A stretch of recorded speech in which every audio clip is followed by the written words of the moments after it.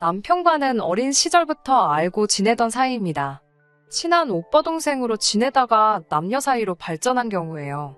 특별한 계기가 있었던 건 아니지만 제가 힘든 순간마다 옆에 있어준 사람이 남편이더라고요.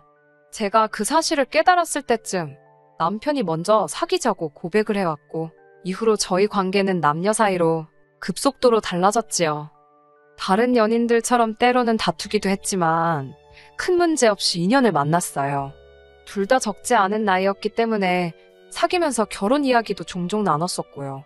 그러다 본격적으로 결혼 이야기가 나오기 시작한 건 아버님이 위안 판정을 받으시면서였습니다.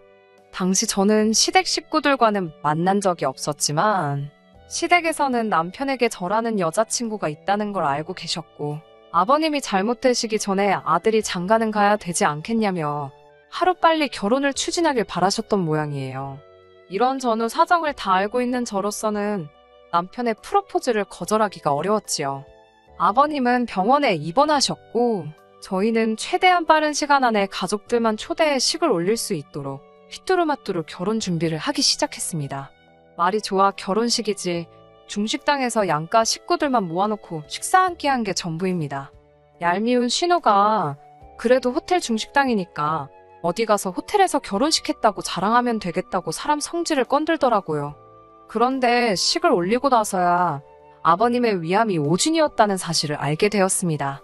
오래된 궤양이 뭉쳐져 위암으로 보였던 거라며 사실은 간경변이라나 당장에 6개월밖에 못 사실지도 모른다 소리를 들었다가 간경변이라 하니 온 집안이 축제 분위기였어요. 남편도 너무 기뻐했고 저도 물론 기뻤지요. 하지만 조금 속상하기도 했습니다. 그 오진만 아니었다면 일생에 한 번뿐인 결혼식을 그렇게 번갯불에 콩 구워 먹듯 휘뚜루마뚜루 할 일은 없었을 테니까요.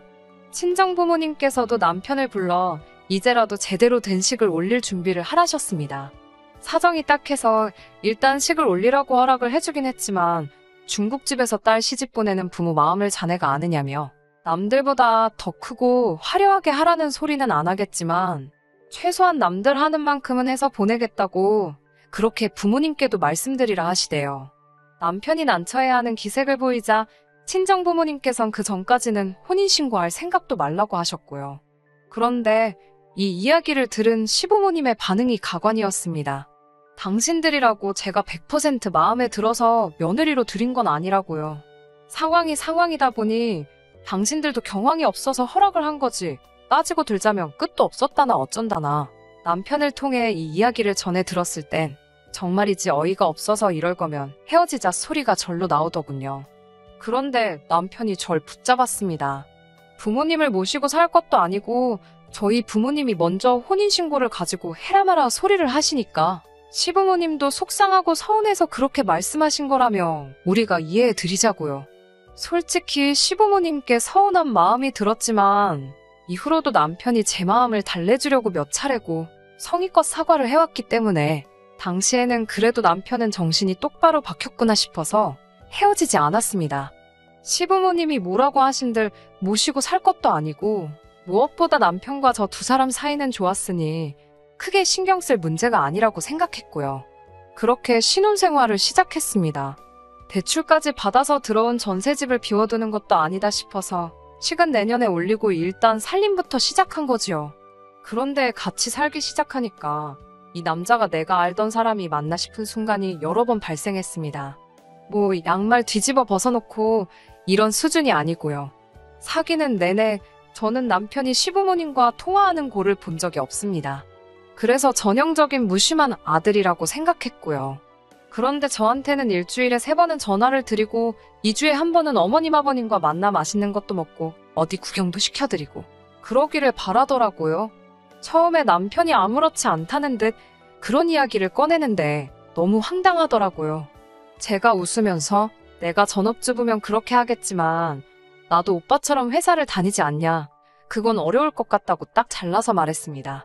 그러자 남편이 한다는 말이 전화통화를 뭐 1시간씩 하라는 것도 아니고 그냥 안녕히 주무셨냐? 몸은 건강하시냐? 그런 것만 여쭤보면 된답니다.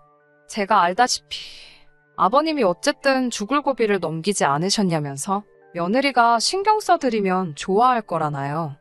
어이가 없어서 제가 그게 무슨 죽을 고비냐고 모진이었는데, 그러자 남편이 아버님 자신을 포함해 온 가족이 아버님 돌아가시는 줄 알고 얼마나 심적으로 힘들었는지 아냐며 저더러 저는 안 힘들었는지 아무렇지도 않았는지 묻더라고요.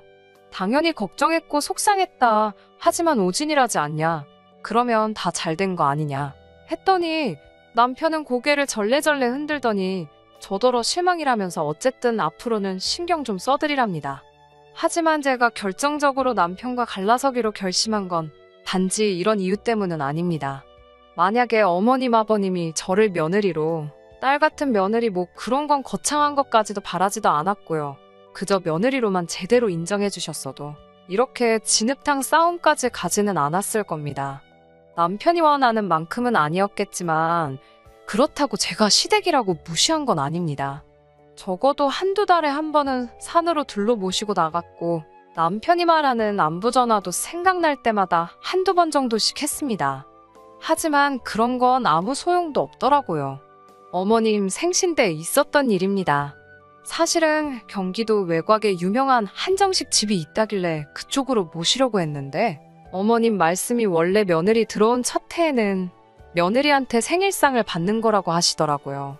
저는 그런 이야기는 듣도 보도 못했고 친정부모님도 그런 게 어딨냐고 하셨지만 친정어머니께서 굳이 밉보여서 좋을 게 뭐가 있겠냐며 일단 이번에는 챙겨드리라 하시대요. 그래서 친정어머니의 도움을 받아 갈비찜도 하고 잡채도 하고 미역국도 끓이고 정작 저는 친정부모님께 그렇게 해드려 본 적이 없는데 어머님 생신상 차리는데 친정어머니에게 손을 빌렸으니 어찌나 죄송스럽던지요. 그런데 그런 제 속도 모르고 남편이란 인간은 다음에 아버님 생신 때도 장모님께 부탁드리면 되겠다며 좋아하더라고요. 어이가 없어서 그럼 당신은 우리 엄마 생신 때 어머님한테 도와달라고 해서 상 차려줄 거냐 하니까 그게 무슨 소리냐입니다. 사위가 왜 장모님 생일상을 차리냐고요. 며느리야 여자니까 하는 거고 자기는 사위고 남잔데 그런 걸 어떻게 하냐고 해서 솔직히 남편이 저희 부모님 생일상을 차려드렸으면 하는 그런 기대는 원래도 없었고 이건 뭐 한마디 싸붙일래도 말귀를 알아들을만 해야 싸붙이지 끝도 없겠다 싶더라고요. 한심하게 한번 쳐다봐주고는 웃기지 말라고 했어요. 어머님 생신이니까 한번 해드리는 거지 돌아오는 아버님 생신부터는 외식을 하던지 아니면 신우한테 차리라고 하라고요. 남편이 그런 게 어딨냐고 아버님도 며느리가 차려주시는 생일상 기대하실 텐데 어쩌고저쩌고 떠들어대는데 대꾸도 안 했습니다. 그리고는 이튿날 어머니가 해주신 음식들 바리바리 싸들고 시댁으로 향했어요. 남편이 말하길 신우 남편은 선약이 있다고 안 온다고 했답니다. 무슨 선약인데 장모님 생신에도 안 오냐고 물으니 남자들끼리 낚시를 가기로 3주 전부터 약속을 해놨어서 못 온다더래요. 어이가 없어서 어머님도 아시냐 뭐라고 안 하시냐고 물으니 별로 신경 안 쓰시는 눈치랍니다. 말이 나와서 말이지만 저희 어머님께서 신우 남편 그러니까 사위한테는 아주 꼼짝을 못 하세요. 이제 다 끝난 마당에 제가 못할 말이 뭐가 있겠어요? 신우는 혼전 임신으로 결혼을 했습니다. 문제는 아이 아빠였어요. 당시 신우는 5년이나 사귀던 남자가 있었는데 아이 아빠가 그 남자가 아니었거든요. 어떻게 아이 아빠를 판명해냈는지는 모르지만 언뜻 듣기로는 나이트에서 만났답니다. 신우 남편은 저희 남편보다도 한참 어려요. 그러니 양쪽 집안이 완전히 뒤집어졌었답니다. 저희 아버님 어머님은 딸을 미혼모로 만들 수는 없었으니 빨리 결혼하라고 난리를 치셨지만 정작 애 아빠란 사람은 신우한테 속아서 잠자리를 가진 거라며 절대로 결혼은 안 한다 버텼다고요. 실제로 신우가 나이를 8살이나 속였답니다. 나이트 조명도 어둡고 술도 들어갔으니 안 걸릴 줄 알았다나요. 아무튼 결국엔 아버님 어머님이 그 남자 쪽 부모 앞에서 딸 받아달라고 무릎까지 꿇었답니다. 그렇게 결국 남자는 빈몸으로 오고 아버님이 대출받아서 신우 결혼시켰다던데 지금도 정확한 속사정은 모르지만 그래서인지 신우가 자기 남편한테 절절맵니다. 시부모님도 마찬가지고요. 아무튼 시댁에 도착하니 역시나 신우가 애만 데리고 와 있더군요. 신우가 절 보더니 왜 이렇게 늦었냐며 배고파 혼났다고 짜증을 냈습니다. 무시하자 생각하며 케이크는 사오셨냐고 물으니 냉장고에 있답니다. 슬쩍 봤는데 케이크 모양이 이상하더라고요. 살짝 열어보니 벌써 누가 손을 댄 거예요. 남편도 보더니 케이크가 왜 이러냐고 먹던 거냐고 신우한테 물었고, 그제서야 신우가 자기 딸이 배고프다고 해서 한 조각 잘라 먹였답니다. 어이가 없어서 한숨이 저절로 나오대요. 누가 그러더라고요? 꼴보기 싫은 사람은 꼴보기 싫은 짓거리만 한다고. 신우가 딱 그랬지요. 제가 그래도 그걸 먹이면 어쩌냐고 하니까 이번엔 어머님이 나서서는 애가 배고파서 먹였다는데 뭘 그렇게 예민을 떠냐입니다.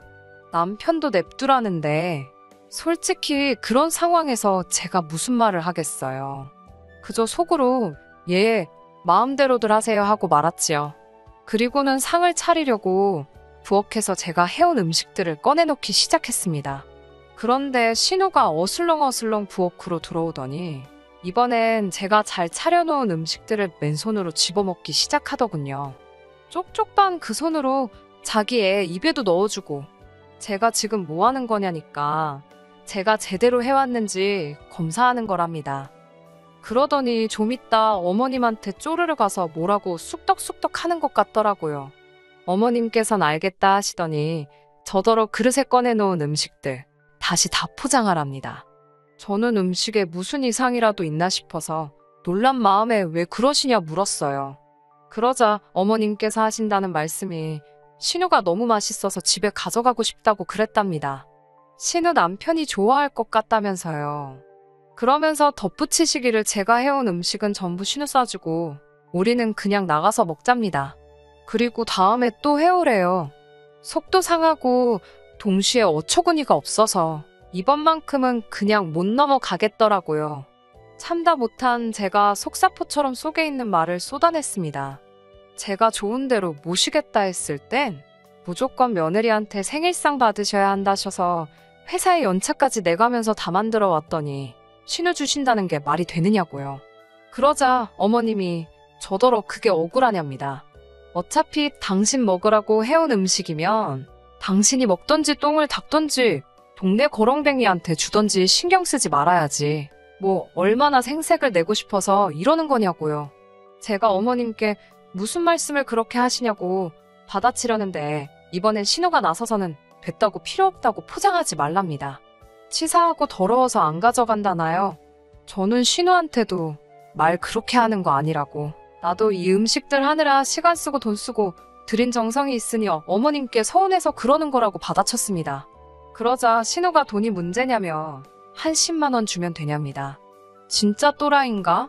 미친 엑스 소리가 입 밖으로 튀어나올 뻔한 것 간신히 참고는 신우가 손댄 부분만 싱크대에다 보란듯이 버리고 남은 것만 챙기기 시작했어요. 그러자 안방에 계시던 아버님까지 나오셔서는 왜 좋은 날 집에서 큰 소리가 나냐며 저더러 여기서 네가 소리 지를 상대가 어디 있냐입니다. 생일상 한번 차리라니까 아주 집안을 쑥대밭을 만들어 놓는다면서 남편까지 저더러 왜 이렇게 일을 크게 만드냐는데 그땐 정말 서럽더라고요. 그런 제 속도 모르고 남편은 빨리 어머님이든 신우한테든 가서 미안하다고 사과하랍니다. 저는 남편한테 이렇게 말을 잘하면 아까 네 누나가 헛소리할 때나 한마디 하지. 그땐 어디 별나라 가 있었냐고 소리를 내지르고 먼저 집으로 와버렸네요. 그리고는 집에 먼저 왔는데 생각할수록 분하고 괘씸하더라고요. 더 열받는 건 남편은 그 와중에 기어이 시댁에서 밥을 먹고 왔다는 거예요.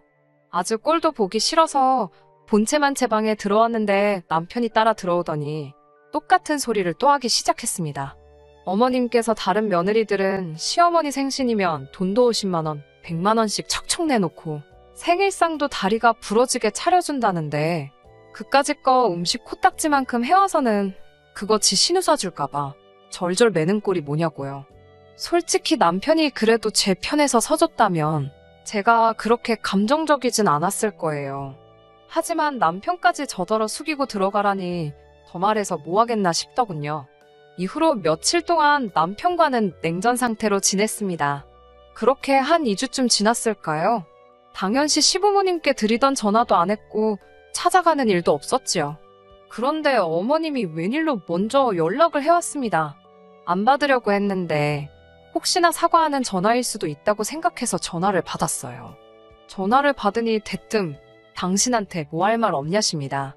무슨 말을 하는 건지 모르겠다고 지금 어머님이 전화를 거신 거 아니냐고 물으니까 저더러 사과 안 할 거냐고 묻더군요. 당신 생일도 망쳐놓고 신우한테 사과지 없게 행동한 거 반성 아직 다 못했냐고요.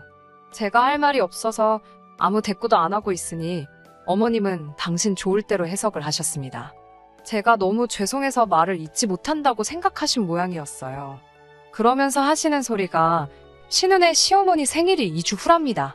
그런데 너도 알다시피 신우가 음식 솜씨가 좋지 못하지 않냐면서 저더러 가서 신우네 시어머니 생일상을 차려주라는 거예요. 어이가 없어서 어머님께 지금 무슨 이야기를 하시는 건지 아시냐고 물었습니다. 그러자 어머님께선 네 신우 마음에 안 들고 싶냐입니다. 신우한테 점수 좀 따야 하지 않겠냐고요. 제가 신우한테 점수를 왜 따냐고 어이가 없어 되물으니 어머님도 마땅한 대답이 없으셨는지 잠깐 멈칫하시더라고요. 듣다 못한 제가 어머님께 억지 쓰지 마시라고 그러고는 전화를 끊었습니다. 그날 밤 남편과 아주 한바탕 했습니다.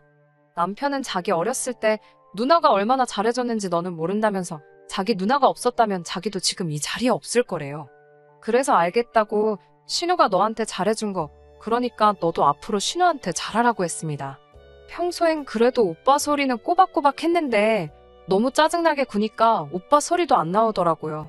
남편이 저더러 말귀를 못 알아듣냐고 악을 쓰길래 너야말로 왜 이러냐고 나를 부려먹지 못해 안달이냐고 소리를 질렀습니다.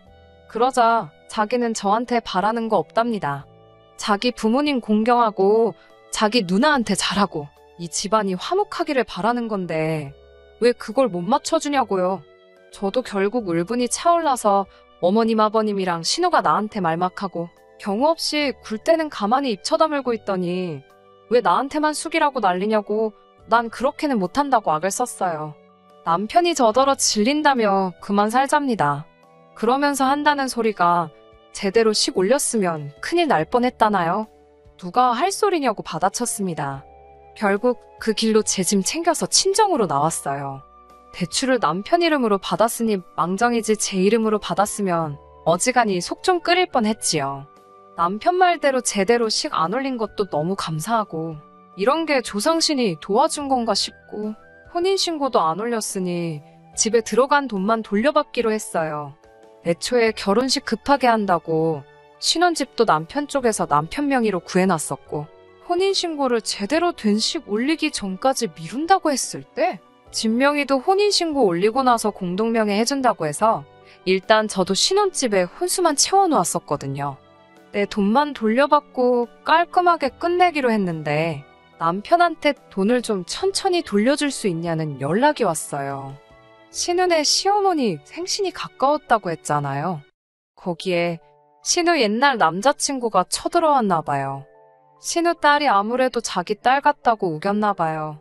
신우한테 오래 사귄 남자친구가 있는지 몰랐던 신우 시댁은 찝찝하다고 유전자 검사하라고 난리고 신우는 신우대로 억울하다고 울고불고 좀 불쌍하긴 한데 한편으로 꼬숩기도 하대요. 아무튼 신우네 시댁 모인 자리에서 아주 한바탕 난리가 났었고 원래도 신우를 워낙에 마음에 안 들어 했던지라 그 자리에서 이혼당했다고 하더라고요. 신우 결혼할 때도 시댁에서 온갖 비용을 다 해줬는데 그것도 거의 다 대출이었다 보니 당장 위자료 내줄 돈이 없었던 거예요. 급한 대로 그걸 남편이 내주게 되었는데 남편도 신혼집을 급하게 구한다고 샀던 집이 요즘 부동산 시장이 엉망이 되면서 들어간 돈도 제대로 찾아올 수 없는 상황이 돼버린 거예요. 그래서 저한테 줘야 할 돈으로 일단 신우 위자료부터 해주면 안 되냐고 묻길래 나랑 신우 이혼당하는 거랑 무슨 상관이냐고 내 돈 하루라도 늦게 돌려주면 법대로 하겠다고 저도 강하게 나섰지요. 결국 남편은 울며 겨자 먹기로 집을 급급매로 내놔서 몇 억을 손해보면서까지 집을 정리했고 빚은 빚대로 떠안고 거지가 된 시댁과 신우를 대신해서 신우 위자료까지 내주게 되었습니다. 제 돈도 끝전 하나 안 틀리고 다 돌려받았고요. 솔직히 미안한 마음도 들지 않아요. 마음씨 곱게 먹었으면 신우 위자료는 몰라도 저랑 같이 대출금 갚아나가면서 집이라도 지켰을 텐데 말입니다. 지은 죄가 있으니 그 벌을 받는 거라고 생각해요. 이래서 사람이 마음씨를 곱게 먹어야 한다는 말이 있는 것 같습니다. 끝까지 들어주셔서 감사합니다. 오늘의 사연은 여기까지입니다. 구독과 좋아요, 알람 설정 부탁드리고 더 좋은 사연으로 다시 찾아뵙겠습니다. 감사합니다.